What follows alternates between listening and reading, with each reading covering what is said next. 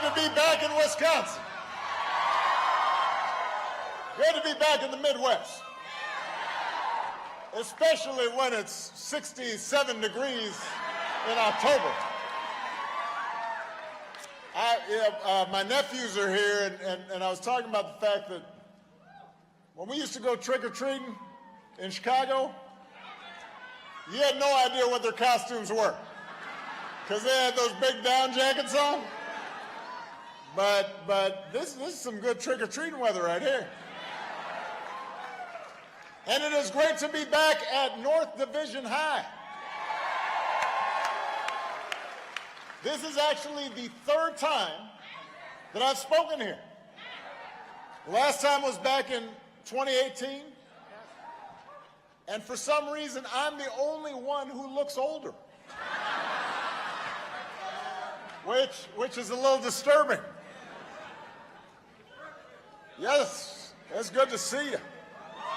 Now, we're not going to talk about the Bears or the Packers. Maybe next month, but not right now. We want to keep this an upbeat affair. The reason I'm here is simple. I am here to ask you to vote. I am here to ask you to vote for my dear friend, the 3G, Representative Gwen Moll. I am here to ask you to vote for your Attorney General, Josh Call, for your next Lieutenant Governor, Sarah Rodriguez, for your outstanding Governor, Tony Evers, and your next United States Senator, Mandela Barnes. That's why I'm here. And you don't have to wait for November 8th to cast your ballot. You can vote early in person through November 5th here in Milwaukee.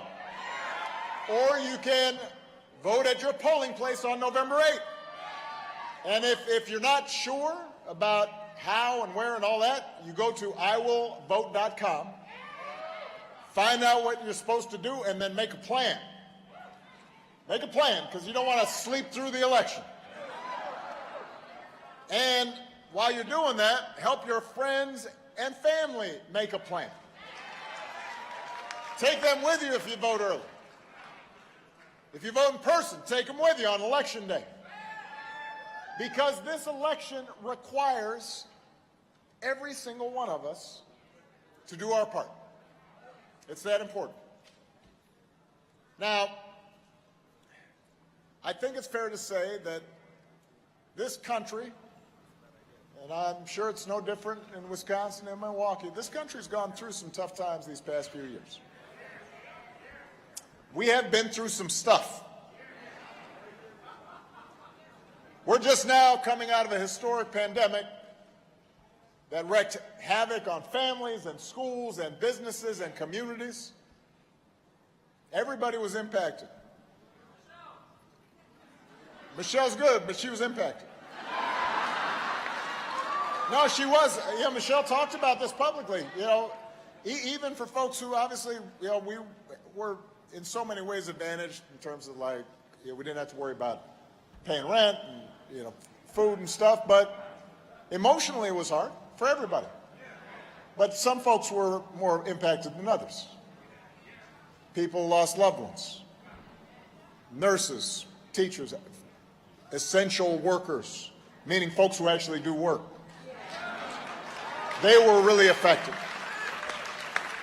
and more at risk.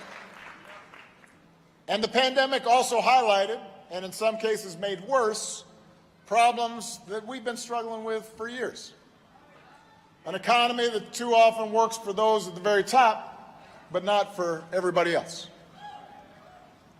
Communities where too many kids are out of school, and then they end up being out of work, and then they're out of hope. And sometimes that leads them to violence and despair. And then there was a shift, and this is a long-term trend, but we saw it get worse, of just a breakdown of basic civility, of basic neighborliness, and nowhere did you see it more than in our politics, where suddenly you have politicians doing their best deliberately to stir up division, to make us angry and afraid of each other, just for their own advantage. And all of this was amped up, hyped up, 24/7 on cable and then on social media, that finds that it's profitable to promote controversy and conflict instead of facts and truth. You got that? Okay. And we're still seeing the aftermath of that. You know, I want to take a moment just to say a prayer for a friend of mine, Mr. Paul Pelosi, 82 years old, attacked. Somebody breaks into his house looking for his wife, the Speaker of the House, Nancy Pelosi. Beats him with a hammer. Doctors fortunately believe that he's going to be okay. And we'll let the investigators do their jobs. But one thing, I think one thing's clear. This habit that we've seen, completely contrary to what Tony was talking about, this habit of saying the worst about other people, demonizing people, that creates a dangerous climate. And if elected officials don't do more explicitly to reject this kind of over-the-top, crazy rhetoric, if they keep on ignoring it or tacitly supporting it or in some cases encouraging it, if they're telling supporters, you got to stand outside polling places armed with guns and dressed in tactical gear, you know, that's the kind of thing that ends up getting people hurt. And just as significantly, it violates the basic precepts, the basic spirit of who we are supposed to be as a democracy. So I get why people are anxious. I understand why you might be worried about the course of the country. I understand why you might sometimes just want to tune out. Just watch football. Or HGTV. Or the Great British Baking Show, which is a cute show. National Parks, that's a good show. But I'm here to tell you that tuning out Milwaukee is not an option. Just moping is not an option. Because the only way to make this economy fair, to make it work for everybody, is if we all fight for it. The only way to make our democracy stronger is if we nurture it and work for it. And that starts with electing people who know you, who see you, who care about you, who know what you're going through. And you did that 2 years ago when you sent Joe Biden to the White House. He's fighting for you every day. He's got your back. He's doing everything he can to put more money in your pockets, to make your streets safer, to bring more good-paying jobs here to Wisconsin. You did it when you elected Tony Evers governor. You did it when you sent Gwen Moore and Tammy Baldwin to Washington to fight for you. And now you got to do it again. Because here's the thing, Wisconsin, there are a lot of issues at stake in this election. But the most basic question, the fundamental issue, you should be asking yourself right now is, who will fight for you? Who cares about you? That's the choice in this election. All the other stuff is surface stuff. It's distraction. Anybody can run a TV ad. Anybody, these days, they can say anything. Nobody's fact-checking anything. But in your gut, you should have a sense, who cares about you? Who's going to fight for working people who are struggling to pay the bills? Listen, Gwen was talking about it. I heard her backstage. Inflation's a real problem right now. And by the way, it's not just here in America. It's worldwide.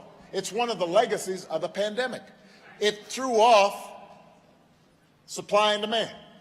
You know, folks who were in the auto industry, for example, suddenly you couldn't get spare parts, but people wanted to buy cars, and there weren't enough cars, and inventories. All this stuff has created inflation. It's put pressure on prices.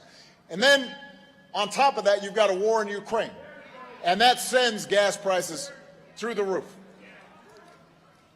And look, whatever the reasons, when gas prices go up, when grocery prices go up, that takes a bite out of people's paychecks. That hurts. But the question you should be asking is, who's actually going to do something about it? The Republicans are having a field day running ads talking about it, but what is their actual solution to it? Well, no, I'll tell you. They want to gut Social Security and Medicare and then give some more tax breaks to the wealthy. And the reason I know that's their agenda is, listen, that's their answer to everything. When inflation is low, what do you want to do? Cut taxes. When unemployment's high, what do you want? Let's cut taxes on the wealthy. That's going to solve that. I was joking down in Georgia. If there was an asteroid headed towards Earth, it's going to land in like 2 weeks. If you went in the Republican caucus and you said, what do you want to do? Well, we need a tax break for the wealthy. That's going to help. I'm only barely exaggerating. That's their only economic policy. The only one. And it's been their only one for the last 20 years. I mean, it'd be nice, yeah, if every problem you had, you just had one answer. You know, those of you who are young, you're still in school, you know, you go to the math exam, it's like every answer is just number 8. Just write 8. You'd get an A. But that's not how the world works. They don't have a plan. That's why Democrats actually have plans to take on drug companies to lower prices, to get oil industry to clean up its act, to pass laws to make housing more affordable, to make sure big corporations that are already getting tax breaks create jobs here in Wisconsin instead of overseas. That's the choice in this election. That's what this is about.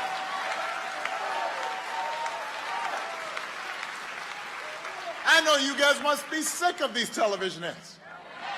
I mean, look, so let's talk about another one. There's a lot of talk about crime right now. As if folks in Milwaukee don't have any idea. Listen, oh yeah. Violent crime's gone up over the last 7 years, not just the last 2, by the way. They act like the other guy wasn't president when some of this stuff was happening.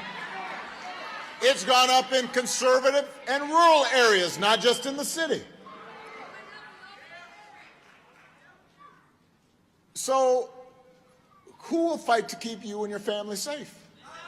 Is it going to be Republican politicians who want to flood our streets with more guns, who actually voted against more resources for police departments?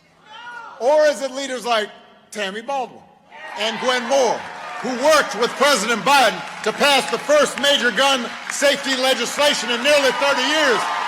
That's the choice in this election. That's what's at stake right now.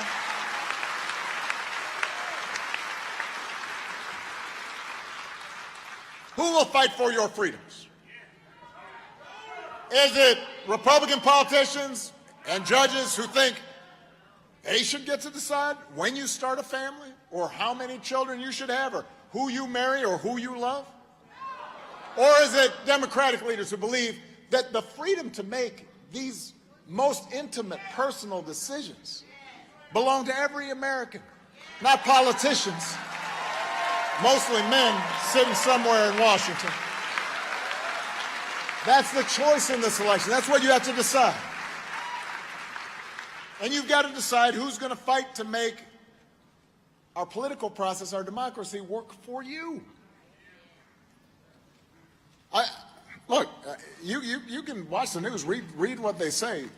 These Republican politicians have promised, they're on record, if they get control of Congress, they will spend the next 2 years investigating President Biden and their political opponents. That's all they want to do. They see it as payback. And some of them have said they've already got prepared that they're going to impeach Biden. They're not sure what for, but apparently that's beside the point.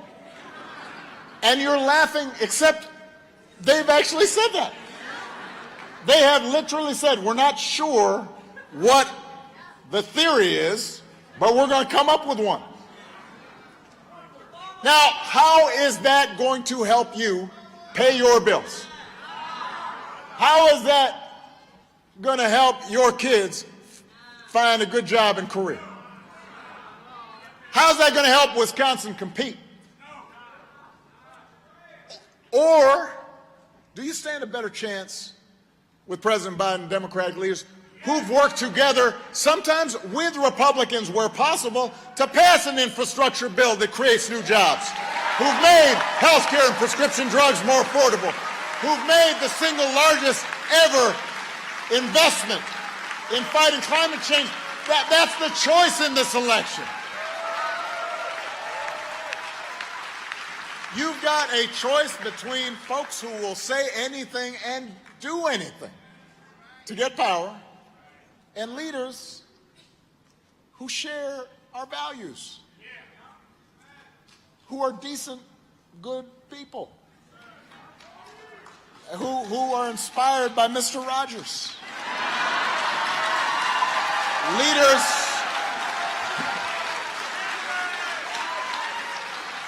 Leaders who want to help make your lives better and move this country forward.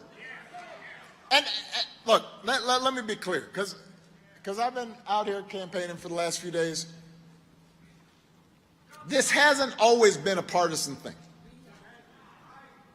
My favorite president was a guy from my home state of Illinois named Abe Lincoln, helped found the Republican Party. It used to be that there were GOP members who championed progress and civil rights and rule of law. Folks who were with me in the 2008 election, you remember, we talked about bringing people together and spoke to all people, regardless of party, about how we could move the country forward. So that's my instinct. I'm not somebody who believes that that some party label defines us. But I have to speak the truth, which is these days, just about every Republican politician seems obsessed with just two things. Own the libs. Yeah, let's own the libs. And getting Donald Trump's approval. That's their agenda. No, don't boo. Vote. Nobody can hear you boo outside this auditorium, but they'll hear your vote.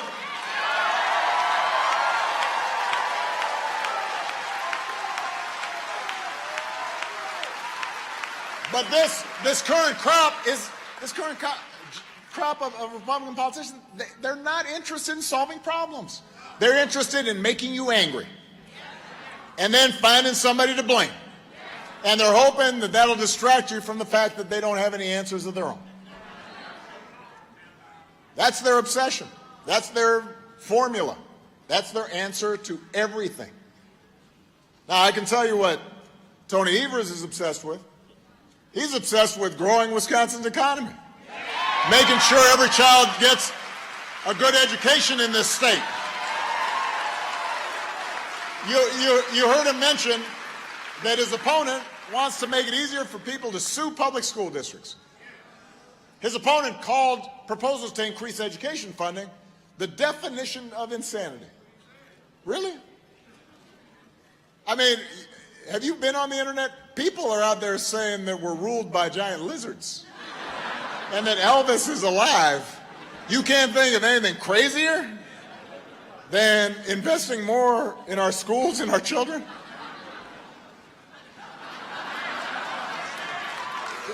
Let me tell you, if that's crazy, then Tony is a good crazy. Because he's a lifelong educator. And as governor, he's worked with leaders from both parties to invest more in public education than Wisconsin has in almost 2 decades.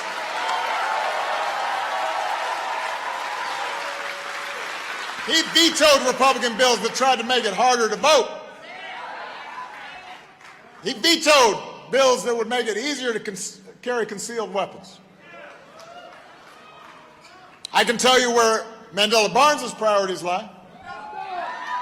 As your senator, he won't go off on some wacky conspiracy theory. You don't see him trying to make you afraid of everybody just so he can grab power. He's going to work to bring manufacturing jobs to Wisconsin and help small businesses and family farms compete against huge mega corporations. That's his agenda.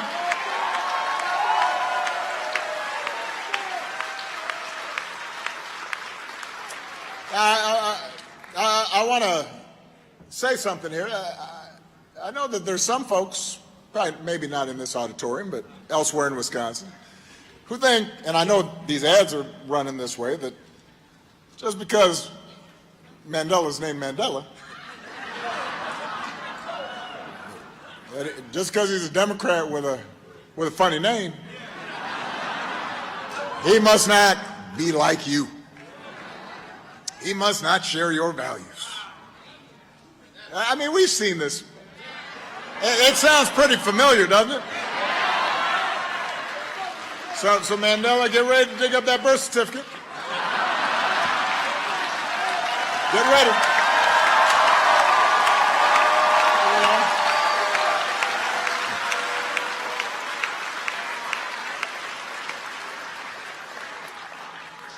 Remember when that's the good old days. Remember when that was the craziest thing that people said?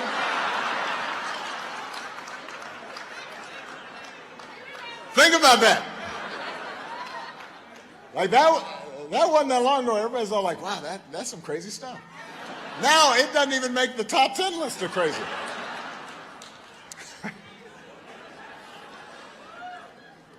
But the truth is, I just talked to Mandela's parents. They were in the photo line.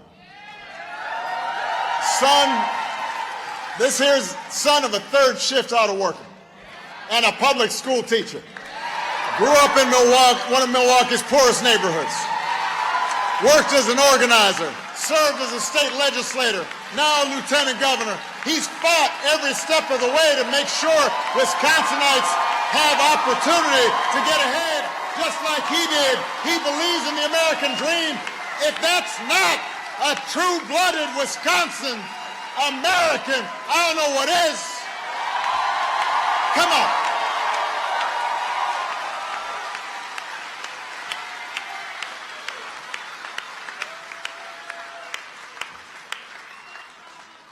And then there's Mandela's opponent. Oh,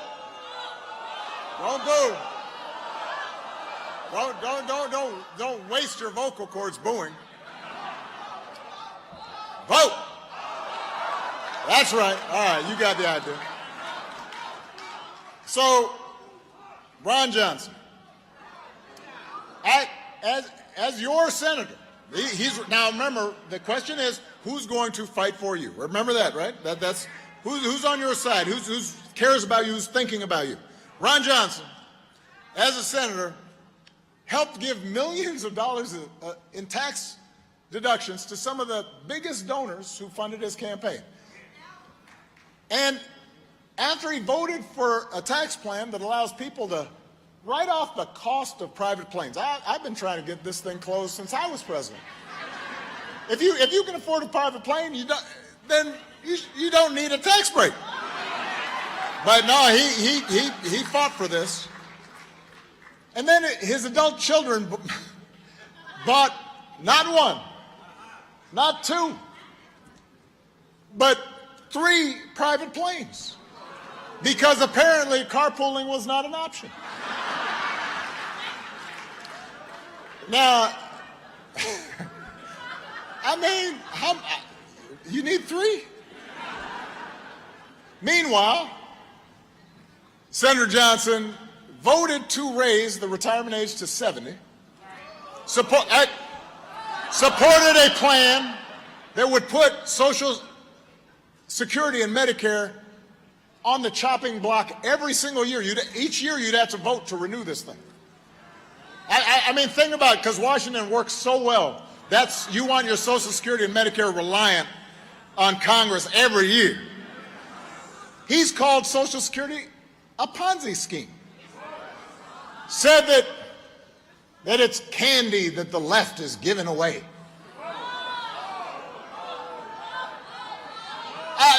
The point is, some of you here are on Social Security. Some of your parents are on Social Security. Some of your grandparents are on Social Security. You know why they have Social Security? Because they worked for it. They worked hard jobs for it. They have chapped hands for it. They had long hours and sore backs and bad knees to get that Social Security. And if Ron Johnson does not understand that, if he understands giving tax breaks for private planes more than he understands making sure that seniors who've worked all their lives are able to retire with dignity and respect, he's not the person who's thinking about you and knows you and sees you, and he should not be your senator from Wisconsin.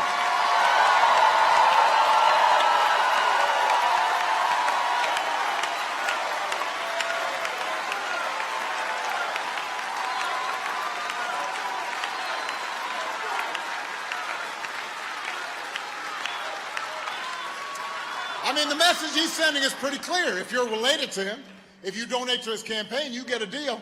If you're not, you're out of luck and you're on your own. So when you see ads implying that Mandela is somehow dangerous or different, ask yourself, who knows more about your life? This millionaire whose top priority seems to be looking out for his rich friends, or a guy from a working class family who understands what Wisconsinites are going through each and every day and wants to make your lives better, whose dad knows what it's like to work hard with his hands, whose mom knows what it's like to work hard as a teacher. Don't fall for it, Wisconsin. You deserve better. You deserve a senator like Mandela Barnes.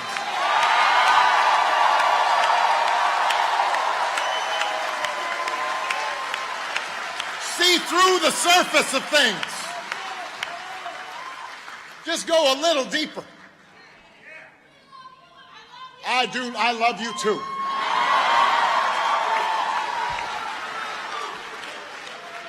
He also deserves somebody who's going to stand up for a woman's right to make her own health care decision.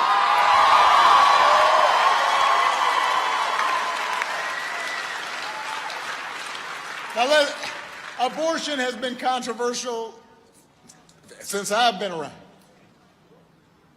And I genuinely believe that there are good people of conscience who may differ with me on this issue.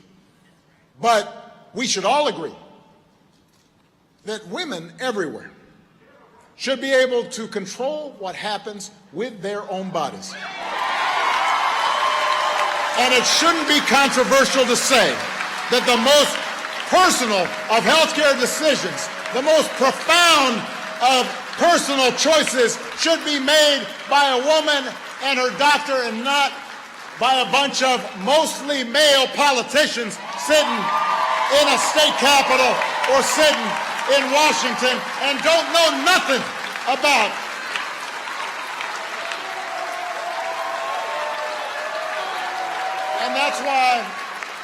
And that's why when Supreme Court struck down Roe versus Wade, it was a wake-up call for a lot of young people, especially young women who maybe took Roe for granted.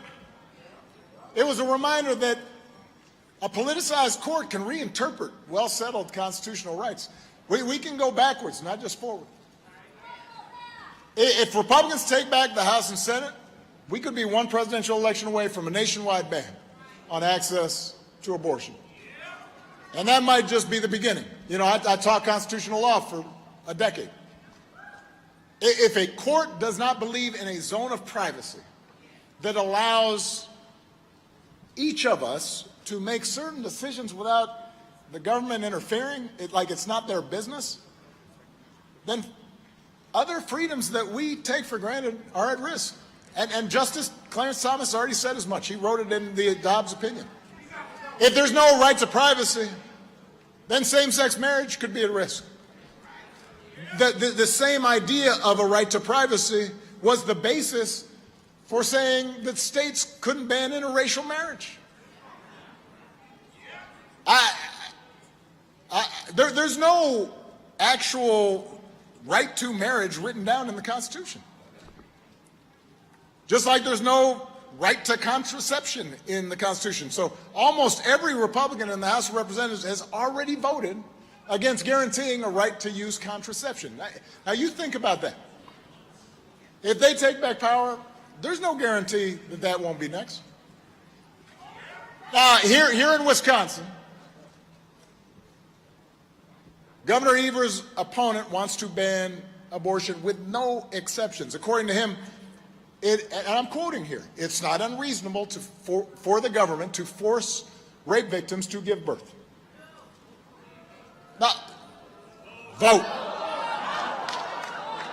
Supports a criminal abortion ban, passed more than 70 years before women got the right to vote, that could put doctors in jail for trying to save a patient's life, because part of what a lot of times people don't think about is there are people who want to bring a child to term, something goes wrong, and if you don't have exceptions and doctors are being criminalized, they don't train to deal with those situations. They won't know what to do in some cases, or you won't have a lot of people who can deal with it. The good news is, if you vote for Tony, that's not going to happen. 2 days after the Supreme Court heard arguments in the case that would overturn Roe versus Wade, he vetoed 5 Republican bills that would have eliminated or limited access to abortion.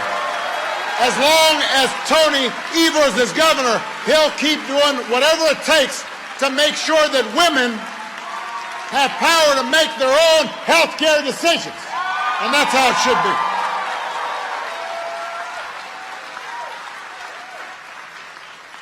So all these issues are at stake. Gracias.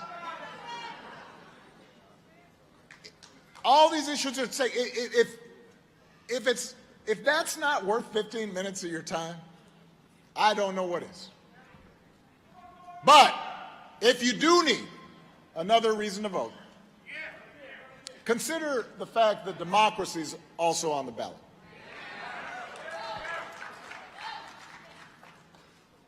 You know, I mentioned earlier things have changed in terms of our political discourse. And I have to admit, it wears on me. Sometimes it feels, the idea of going out on the campaign trail feels a little bit harder, and not just because I'm older and a little grayer. Back when I was first running for office, people didn't agree with me on everything. I'd go, and I was driving myself. I didn't even have a driver. And by the way, I'm really dating myself because we use maps. You know, like paper maps. You never knew how to fold them back up. So they're sitting in the passenger seat. And I'd be driving around, and we'd go out into rural areas, farm country. And there weren't a lot of folks named Barat or who looked like me. And a lot of these were predominantly conservative Republican areas. And I'd stop by a VFW hall, or I'd talk to, somebody at a fish fry. Might stop by the local paper. And you sit down, maybe it's at a diner over a piece of pie and coffee, and they didn't agree with me on everything. But, we could have a nice conversation. And we could talk about the things we had in common, our hopes for our kids, problems we were seeing with farm prices. You could have a conversation about health care and an ailing mom. And over the course of the conversation, maybe we kind of learn from each other. And you'd persuade each other a little bit. And then folks didn't all vote for me just because I had that conversation, but you felt as if you could make a connection. And that's why I ended up getting a bunch of Republican votes. And then after I won for the presidency, my opponent, John McCain, first thing he did, graciously conceded, got on stage, wished me luck for the good and the sake of the country. That was the basic foundation of our democracy. That's how it worked. Some sense of mutual respect. We can disagree without being disagreeable.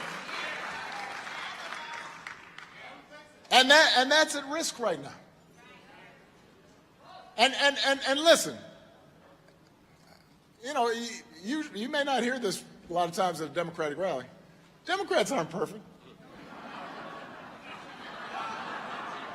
I wasn't perfect as president. I'm the first one to admit it. Politicians, just like all of us, can make mistakes, even with the best of intentions. But for the most part, just about unanimously, Democrats still abide by the basic norms and rules of how the democracy is supposed to work. Like in 2016, when my successor won, and I'm in the White House, I wasn't feeling good, but I stayed up till 3 in the morning until it was finally decided, and then I had to call him and say congratulations, because that's how democracy is supposed to work. And we ensured a peaceful transition of power. Now,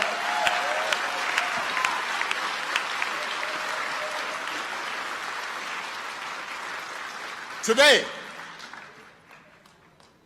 with just a few notable exceptions, and I give credit to some courageous Republicans who probably lost their seats because they believed in the rules, but the vast majority of Republican politicians, whether because they actually believe it or because they're scared to say otherwise, they're not even pretending that the rules apply anymore. They are literally just making stuff up. Mandela's opponent has done more than just about anybody in Congress to spread conspiracy theories about the 2020 election. I mean, he has a gold medal in that event. He said the attacks on law enforcement at the Capitol on January 6th were, by and large, quote, peaceful protests.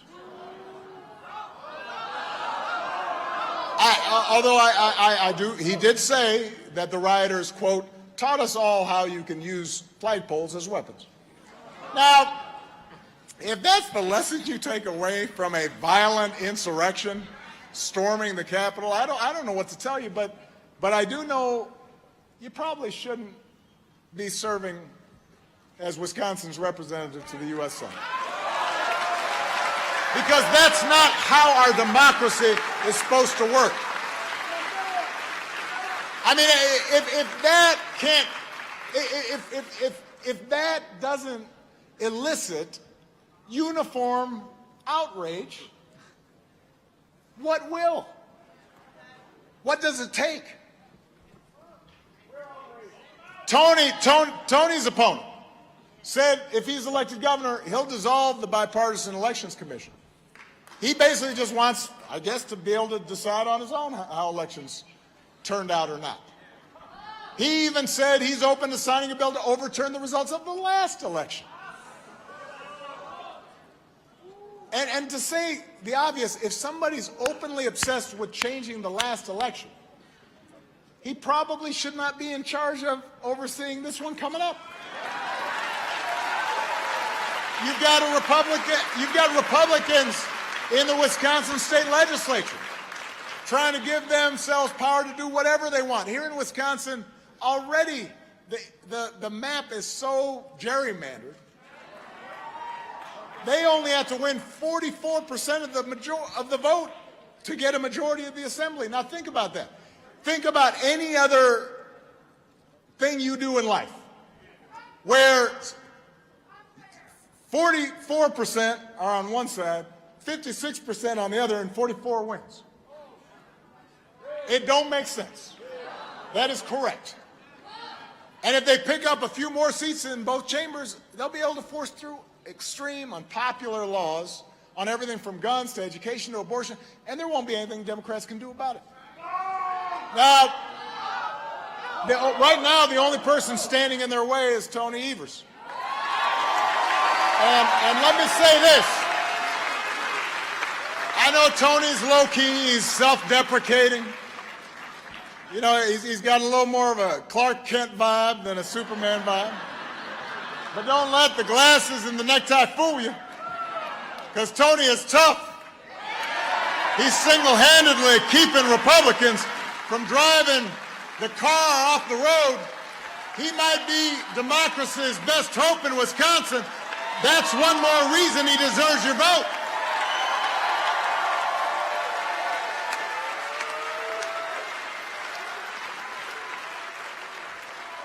So,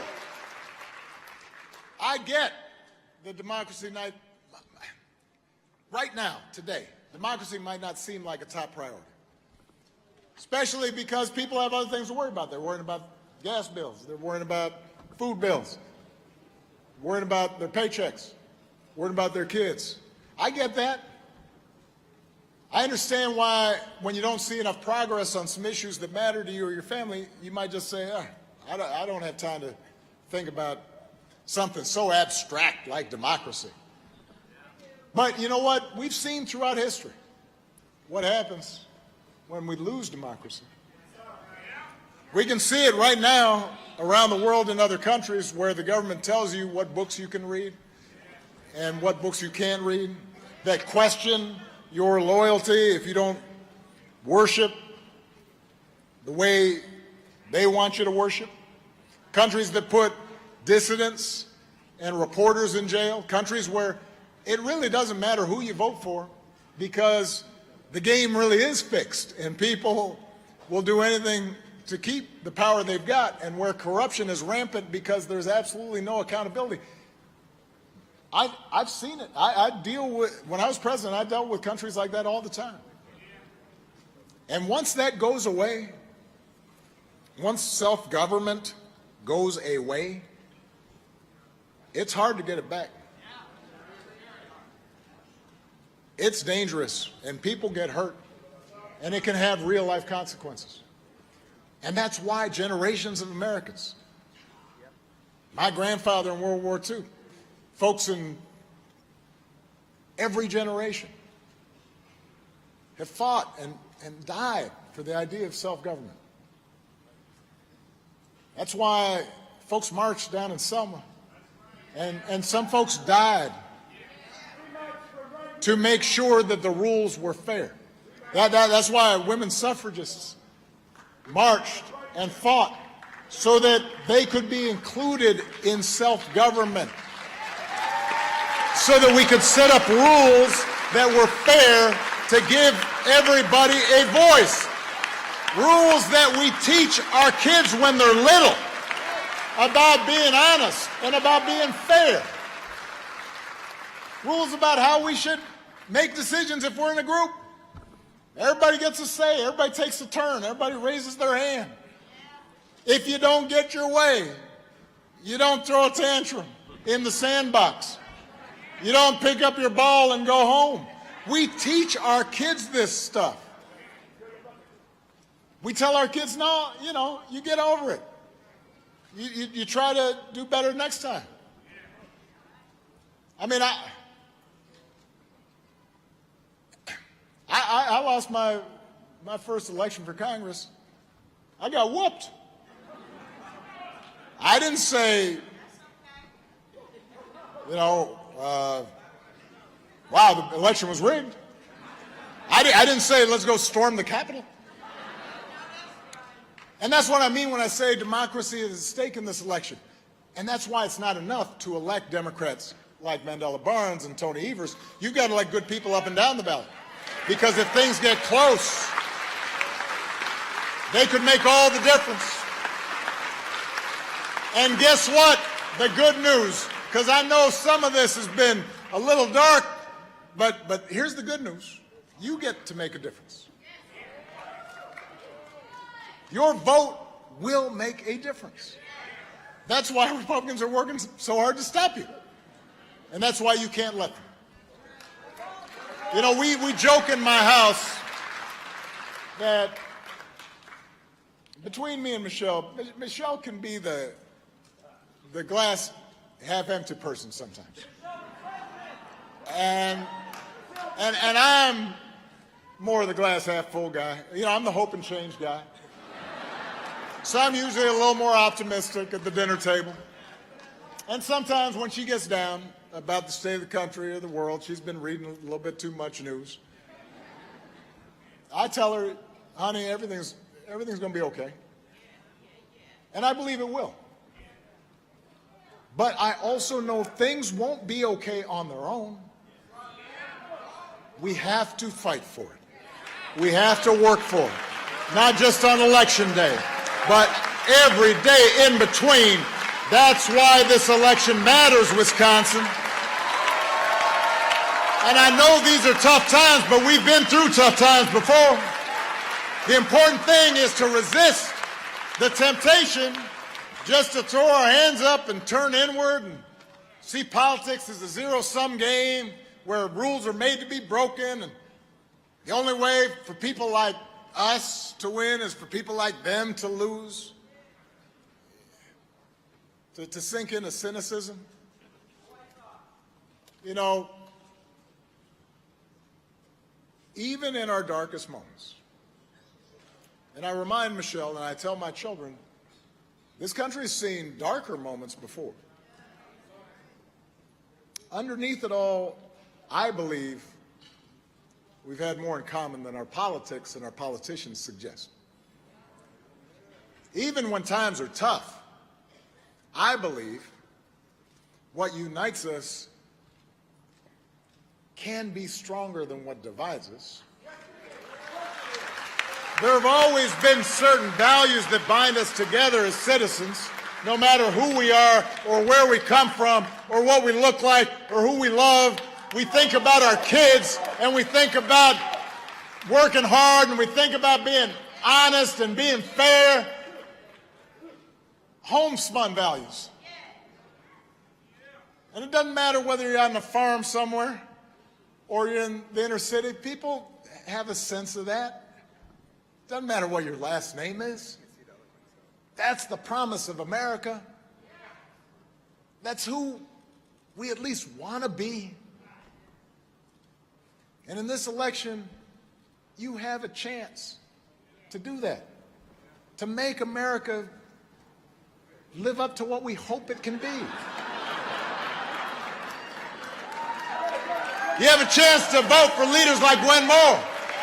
You have a chance to vote for Josh Call. You got a chance to vote for Sarah Rodriguez. You got a chance to vote for a great and decent governor like Tony Evers. You got a chance to vote for an outstanding young man who will work hard for you, Mandela Barnes. You got a chance to vote for this whole ticket that will fight for a big, inclusive, hopeful America that we believe in. An America where we might not fix all our problems overnight, but where we can make things better. And better is worth fighting for. So if you're anxious, If you're frustrated, don't complain. Don't boo. Don't tune out. Don't get bamboozled. Don't fall for that okey doke. Vote. Get off your couch and put down your phones for a minute and vote for this whole Wisconsin Democratic ticket. Tell other folks to do the same, because if enough of us make our voices heard, things will be better. And we will build a country that is more fair and more just and more equal and more free. Let's go do this, Wisconsin. Thank you, Milwaukee. I love you. Let's get to work.